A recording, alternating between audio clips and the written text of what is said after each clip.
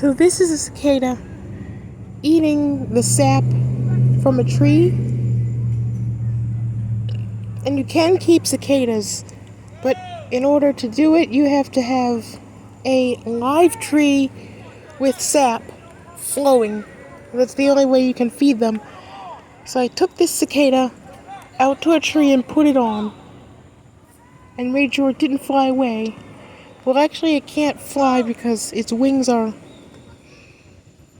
not in best shape.